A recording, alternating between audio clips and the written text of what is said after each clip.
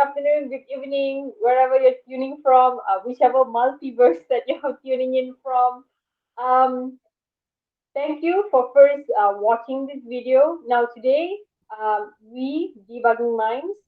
We are going to share with you some leadership lessons from the latest Spider-Man, Spider-Man No Way Home. Right? My name is Cynthia Pinga, and we have with us Justin Gerard, and Justin will be sharing with us the leadership lessons that we can learn from Spider-Man No Way Home. So shoot. All right. Thank you, Cynthia. So I believe you have watched Spider-Man No Way Home, and it's been quite some time now, so there's no such thing as spoiler alerts over here. There are a lot of lessons that we can learn from just watching this simple movie, Spider-Man No Way Home. And if you watch it in the lens to learn, there are a lot of learnings that we can absorb from this. From my point of view, Spider-Man No Way Home has a lot of life and leadership lessons.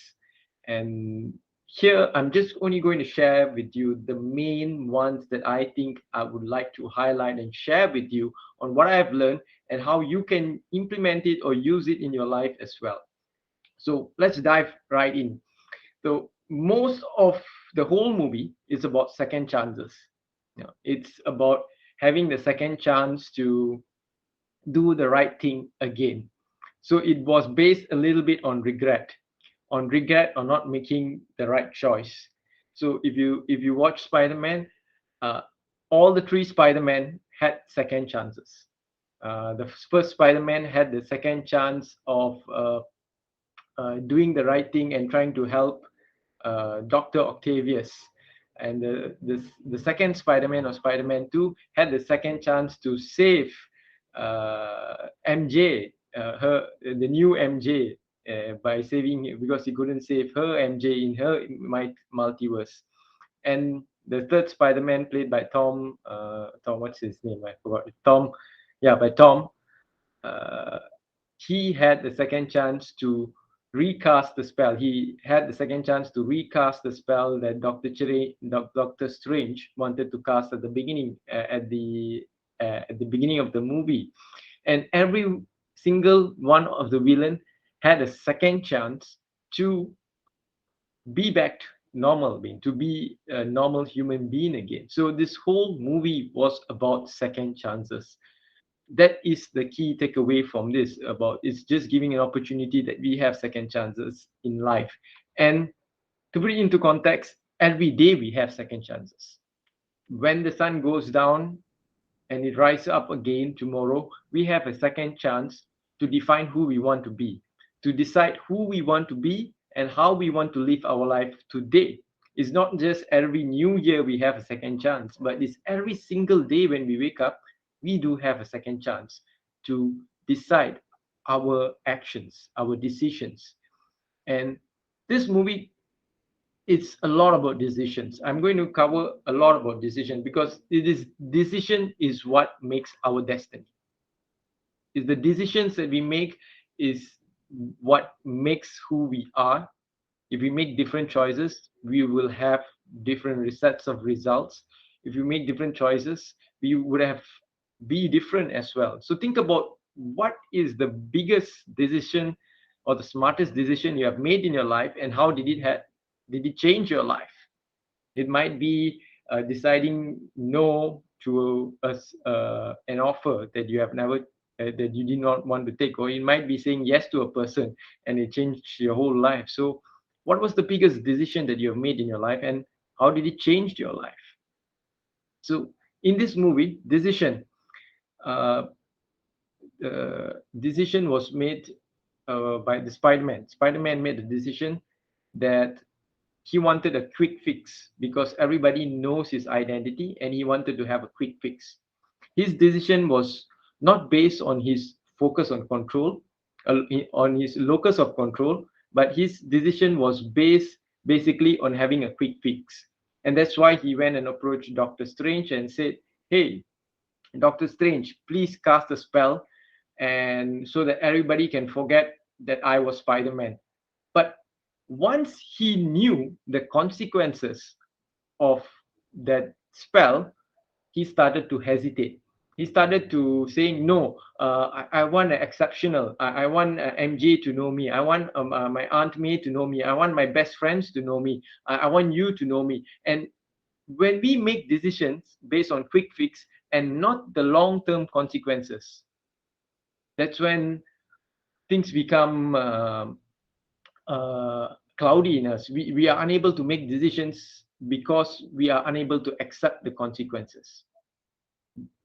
That was the biggest lessons that we can learn from Spider-Man itself, that we sometimes want quick fix, but and we don't want to pay the price, and that caused the whole movie to go into a spiral, opening up to the multiverse as well. So this was the biggest takeaway that we need to understand when making a decision. Is there is long-term consequences and there is short-term consequences. After casting the spell, and when Doctor Strange managed to contain it, he did ask Peter, did you call the administration and ask for uh, to look into your application? And then Peter said, oh, I didn't know that I can do that. So this is the locus of control that I'm trying to say. We don't need quick fix if we are proactive to focus in our locus of control on what we can do. Doesn't mean a no means a permanent no for eternity. A no means maybe the conditions at this are no. We can always approach and negotiate at certain things that be within our power. And that's when Peter realized, oh, I can actually approach the chancellor, or was it the administrator for this university, for this MIT. And that's when he started approaching and trying to talk and negotiate. Hey, please accept my friends. You don't have to accept me, but accept my friends. So Peter's decision, the second thing on decision is that second takeaway is, when we make decisions, we can make decision based on certain level of consciousness, or certain level of yeah, you can say the stages of consciousness. And there are like 4 stages of consciousness. One is egocentric. Egocentric is all about myself, it's about me. I care about myself. I don't care about the world.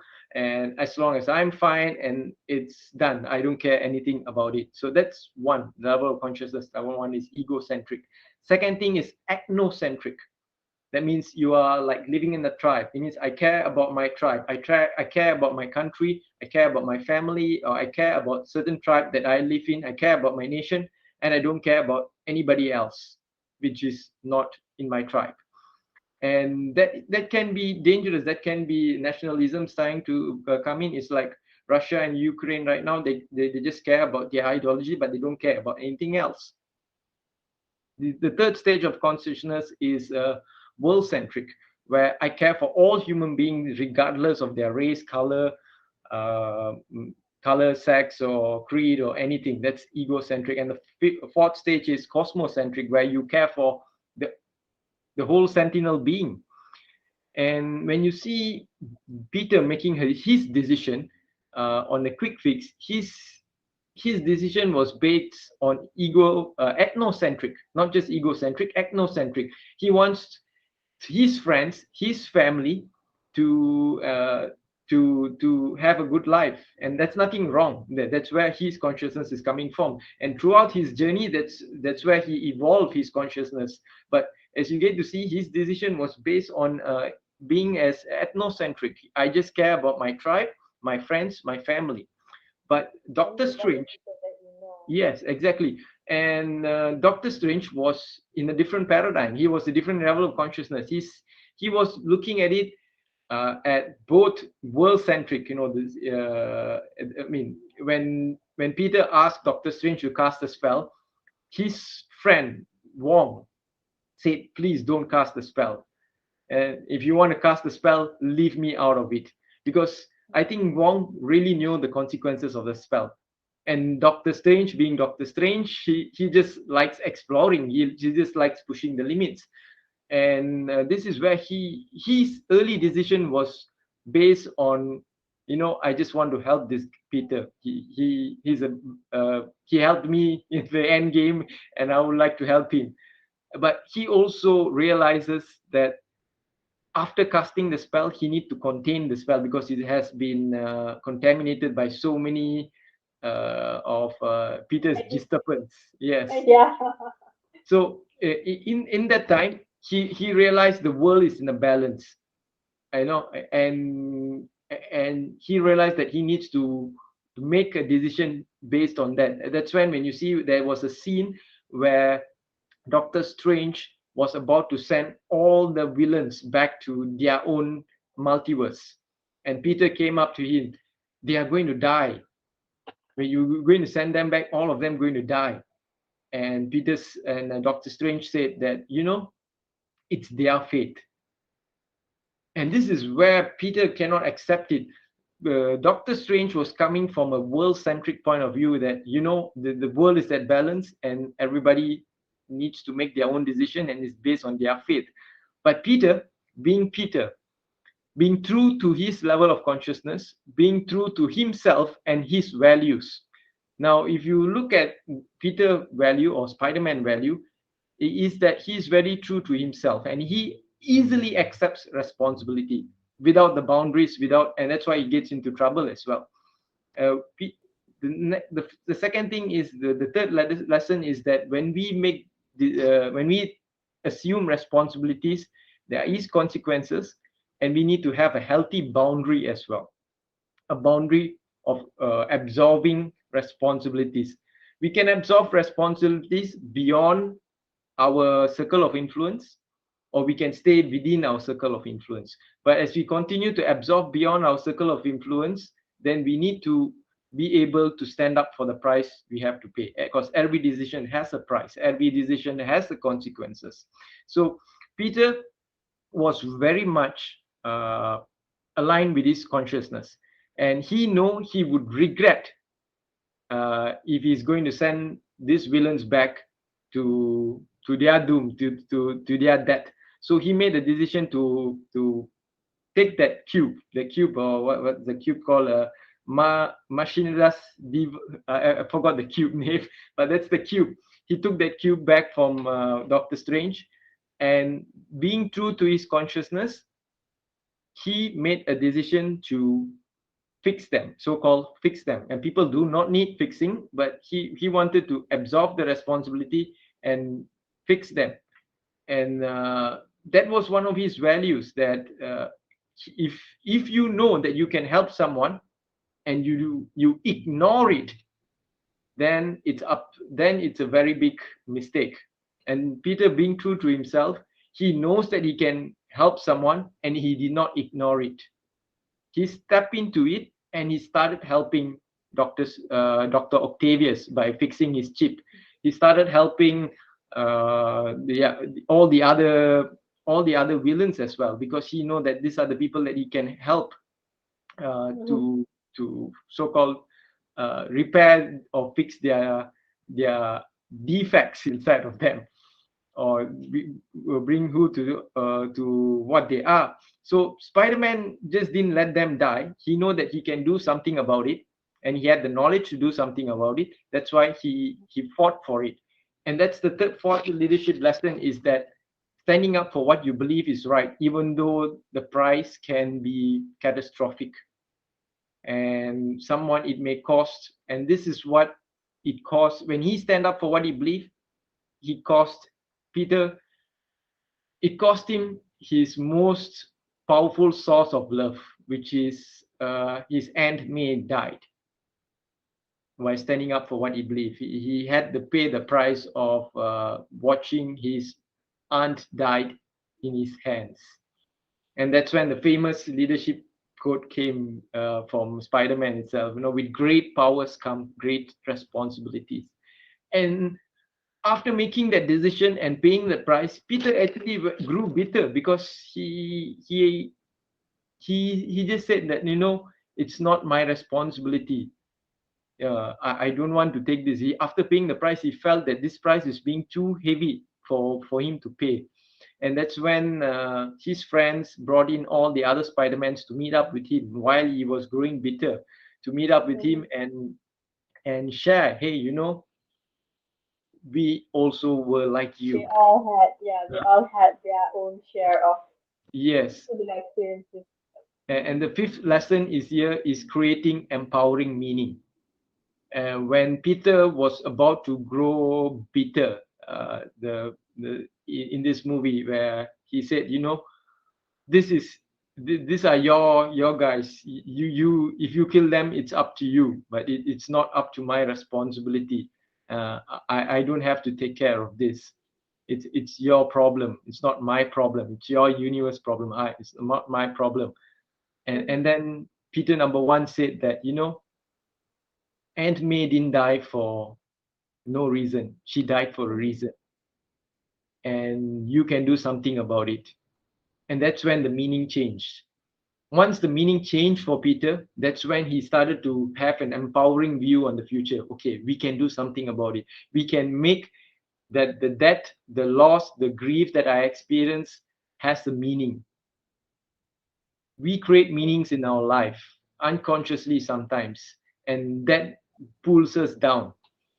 We need to create empowering meanings in our life to pull us to the future, to have to bring us to where we want to be. Right. And that's it. We need to craft our own meaning in life, and that comes from the famous book itself, The Man's Search for Meaning, Viktor Frankl. He says that while he was in that camp, he came up Yeah. that we can have meaning, and that meaning is actually creates life, and people who lose the sense of meaning can actually just die. Mm-hmm. Yeah. Yeah. So yeah. So just let me recap the points that you have so far. So you were saying initially that the decisions that we make, is firstly number one based on what we can control, our locus of control, Yeah. right? And also the second point is on making decision with by having that certain level of consciousness. Yes. And there's four different types of consciousness, and I Mm. think it's good that that we understand these four levels of consciousness, Mm. because then I think whenever we have decisions, Yeah. it's good Just for to us. honor, these four levels of consciousness, this theory was by Ken Wilber. Yeah. Mm. So I think having these four levels of consciousness is actually very important for us to, while we're making a certain decision, to actually, I think, step back and look back from which level of consciousness that we're actually making the decision from, right? And the third point is the accepting responsibility with the consequences, Yeah. right? And fourth one is standing up for what you believe is right.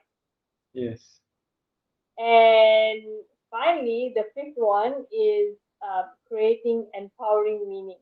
I Yeah. know you still have more, but this is the five that we have covered so far, right? Yes. Correct. Mm. Yeah, it has been very, very interesting how powerful that, all these are actually um, put in this movie that, we can see. But I really do not know how many of you were actually able to look at things from this point of view. Now, I'm sure Justin has more to share, so I will not keep you waiting. You may continue now the rest of the lesson. Yeah. Yes. So moving on with the other lessons that I learned is that Mhm. take care of, and the lesson number six is that take care of who you bring into your inner circle. What I mean by your inner circle is that we all have an a circle of intimacy in our life, and who basically your inner circle is who in that movie is metaphorically is home, Peter's home. He bring all the villains into his home. And he had no idea who they actually were. Yeah, his intentions were good, but Mhm. we need to be careful in our own life is who we want to bring into our inner circle, because we sometimes bring people in our inner circle and we keep them as because they have spent we keep them as long as we are growing in this life. And sometimes we need to change our people within our inner circles. That's why we have mastermind groups. That's why we need to join different groups to grow ourselves, because you are only able to grow as within your circle of friends as well, or circle of the community that you are in. As the famous quote goes, that you are the sum of five average People people you that spend you, most yeah, time. the most time with. So sometimes we bring into in our inner circle without we realizing it. Hey, we spend so much time of this person, and I do not know the effects of it. Is it costing me my peace of mind, my my own my health and vitality? So it's good to re-evaluate at least in a yearly basis on who is actually within my inner circle, and who do I need to include in my inner circle, or who do I want to exclude from my inner circle, because this is where your inner circle is your sanctuary, and who you bring inside there have devastating consequences, like what Spider-Man did in metaphorically in his inner circle, in his home.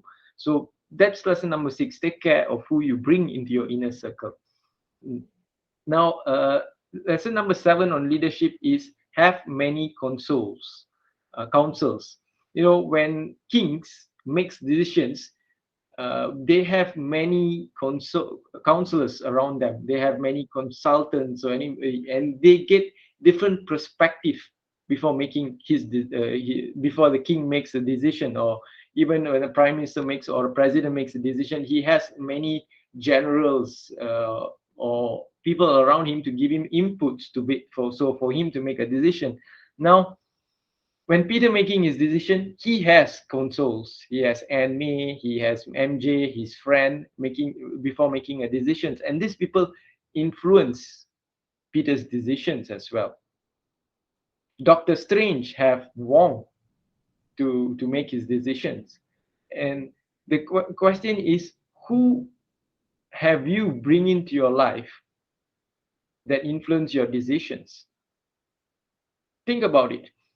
If you would have different consoles, console or councils, sorry, different councils in your life, or different people around your life, that will what kind of decisions would you make? How would it influence your decisions? If you have just just for an example, if you have Bill Gates and Elon Musk. Elon Musk in your side and Jeff Bezos in your side, how would they influence your decisions? What kind of decisions would you make? That's the council that I'm talking about. Your council will influence your decision. So have empowering people around you to make empowering decisions. That's lesson number 7.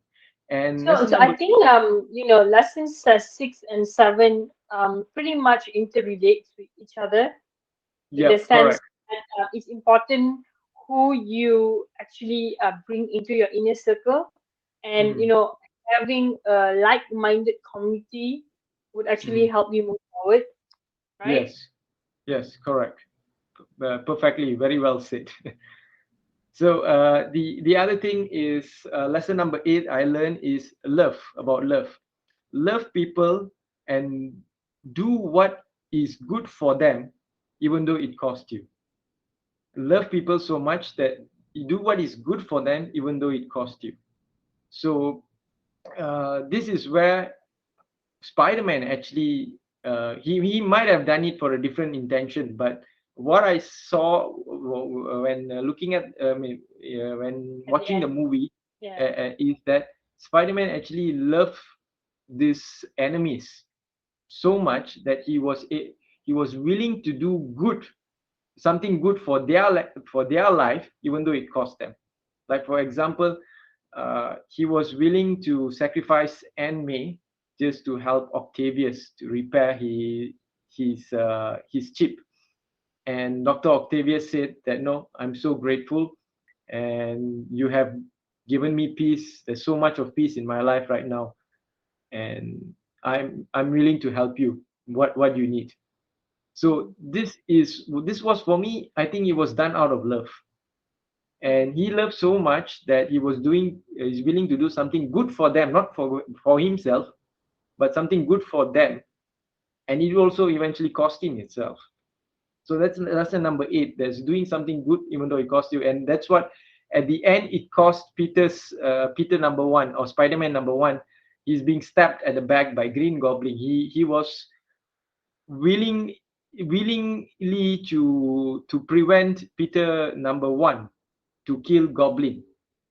In the in the first Spider-Man movie, we saw that when Uncle Ben died, he went and hunt down and killed this robber, and he grew bitter. He thought that would help him, when killing someone with anger would actually let the anger go away, but he did not help him. And Peter, the Spider-Man number 1, wanted to kill Goblin because he killed Aunt May, and he wanted to kill because all of anger inside of him. When the other Spider-Man saw this, he just went down there and just stopped him.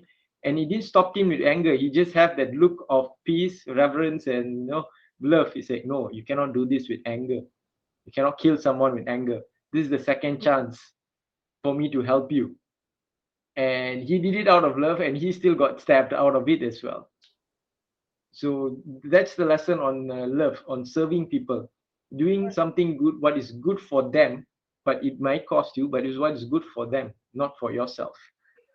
And the best thing about decisions in this movie is that we need to learn to make decisions based on principles rather than emotions and consciousness.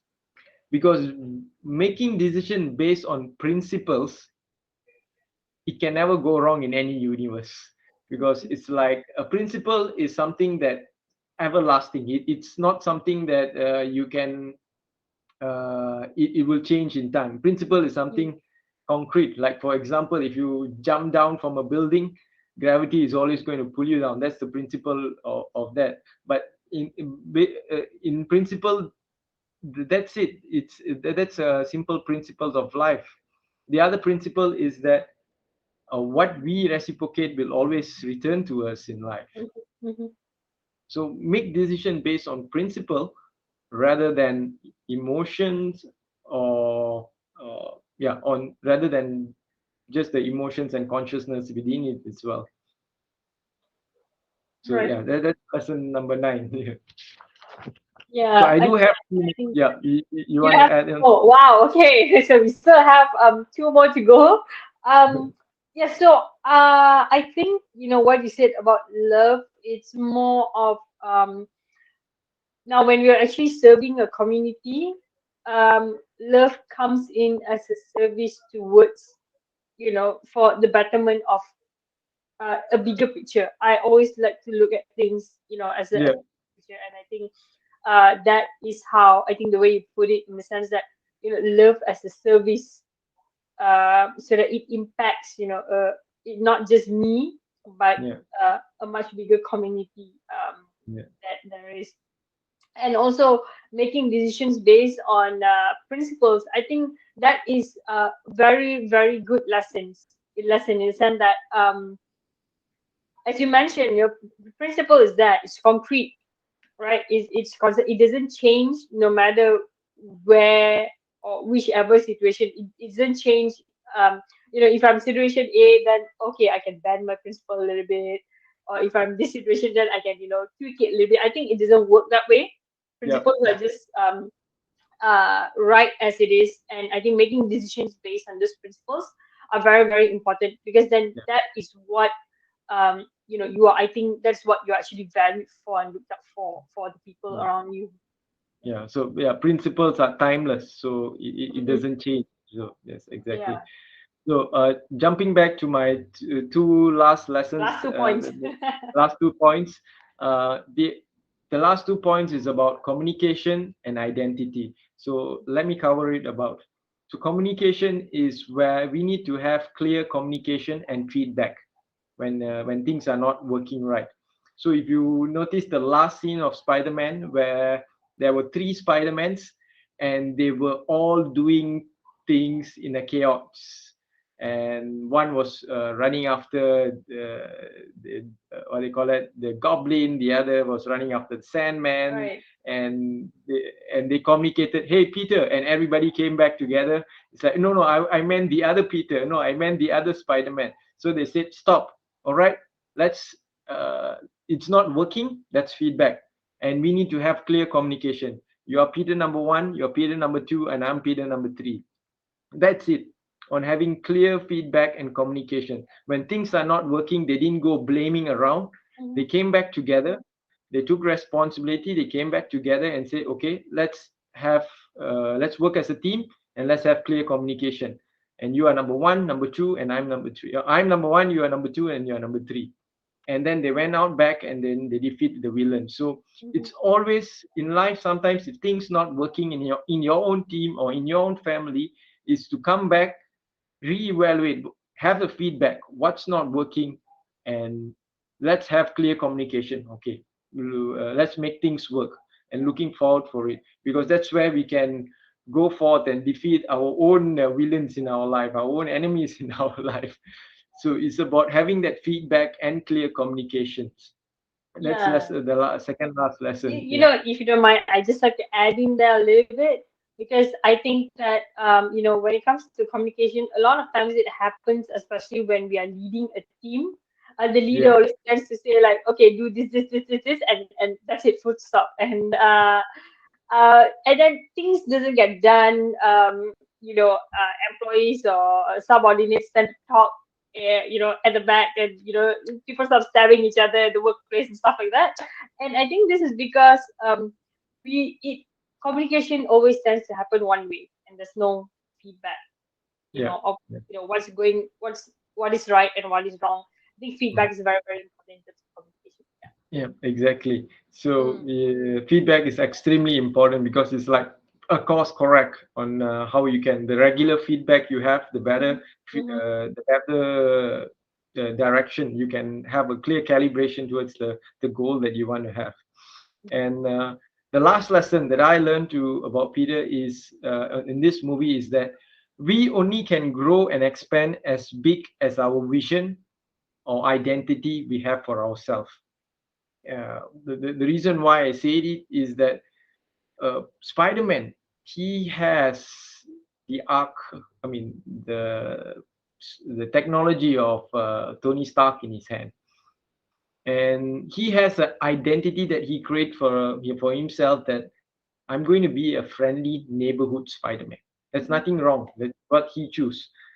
But if we have a different identity or we have a different metaphor for our own self, uh, it would have created a different sets of a life for Peter. Mm-hmm. And this is exactly what Goblin said to Peter. Is like, you have so much potential and you choose to be where you want to be, with kind of that kind of sarcastic remarks on it. But it's true that our what if he has that identity of friendly universe Spider-Man or a friendly multiverse Spider-Man? Mm-hmm.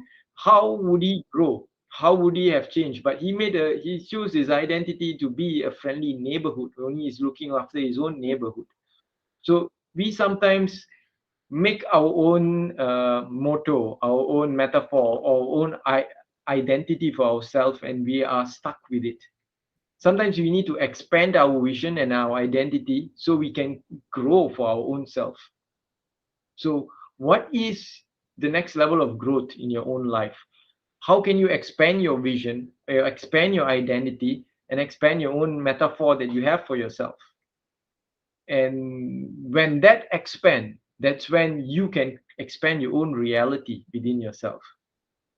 That's the last lesson that I learned. Of course, there are many more, but let's Yeah, just cut yeah. short for this. I actually like the last lesson, and just for that last lesson, I just hope any of the Marvel producers actually watching this, um, because I would like to see how if Spider-Man were actually to change the identity of instead of just being a friendly neighborhood Spider-Man, but maybe being a friendly multiverse Spider-Man, that would like change the entire story. And that would Mm. be really good to see how Uh, his character develops over time. yes. Yeah. So Yeah, and talking about that, on how his characters develop, you notice in this film that in this movie that his character developed at the end mhm, of the movie, he was willing to pay the price. right. Uh, in the beginning of the movie, he did not want to pay the price of making everybody forgets who he was. I mean, everybody around the earth, the whole planet, on his multiverse, on his universe, to forget Mhm, who is Peter is, or the Spider-Man is. But at the end, the journey actually changed him. The journey actually evolved the Spider-Man, changed his character, that I'm willing to pay the price right now for mhm, my mhm, friends, for my family, and he made that sacrifice. Of course, one can question, is it valid or not, why he did that, well, what made him did that, but that is what Spider-Man is. If he has Iron Man character, he wouldn't have done that. He would have just said, I am Iron Man, I screw it, I'm going to do whatever I want. But that's what makes Spider-Man unique. And mhm. at the end, he had a second chance, again about second chance, to go back and pay the Start price over. for, Yeah. yeah, start over again. And that made the biggest change in the ending of the movie. Mm, mm, mm. Yeah. It's interesting to see what's coming up next with Doctor Strange. Yeah. Anyway, And Justin, Thor. thank you. And Yeah, Thor. I Yeah. thought. Yeah, yeah. We have a new talk character as well. Yeah. Um, so I think that's all from us today. Thank you, Justin. Thank you so much for sharing with us and the community that we have around with us, who's been with us, who's been. Uh, you guys are the reason of why we do what we do. Okay, serving you. So thank you very much for watching. Thank you, Justin, for Yeah. your Share time. with us what you have learned and your comments as well. We would love to know. Yeah, please drop us in the comment if you have any other lessons that you've learned from Spider-Man. We would love to know and engage with you. Yep. Thank you so much, and we will see you in our next video.